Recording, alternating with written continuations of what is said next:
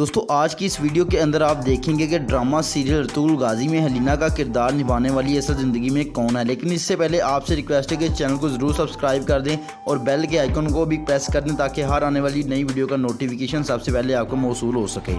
Video को शुरू करने से पहले हम ड्रामे के अंदर हलीना का मुख्तसर सा तारुफ करवाते चलें कि हलीना कारा जैसार किले के बादशाह की बेटी होती है। बादशाह के कत्ल हो जाने के बाद कमांडर वेसिलियस की यह ख्वाहिश होती है कि हलीना की उससे शादी हो जाए, लेकिन हलीना बमसी से मोहब्बत करती होती है और वो उसी के साथ शादी करना चाहती है और इसी ड्रामे के सीजन 3 में हलीना और बमसी की शादी हो जाती है। तो अभी हम इनके लाइफस्टाइल के बारे में बात करते हैं। हलीना का असल नाम बुरसन अब्दुल्ला है। बुरसन अब्दुल्ला एक तुर्किश एक्ट्रेस हैं जो कि 1987 में तुर्की के शहर बुरसा में पैदा हुई। बुरसन अब्दुल्ला की मकबूलियत उस वक्त शोहरत तक पहुंची जब उन्होंने 1998 में एक टीवी सीरीज यूवी बाबा के अंदर एक छोटी लड़की का रोल अदा किया। इस्तांबुल में ही मारमारा यूनिवर्सिटी से इकोनॉमिक्स में ग्रेजुएशन की डिग्री हासिल की। फिर अमेरिका के अंदर उन्होंने मास्टर्स किया और यूएसए में उन्होंने ड्रामा एंड एक्टिंग पढ़ी। इसके अलावा बुरसन अब्दुल्ला मुख्तलिफ टीवी सीरीज़ और शोज़ के अंदर भी काम कर चुकी हैं, जिसके अंदर सबसे मकबूल तरीन सीरीज़ डेडलिश अर्तुगरुल है।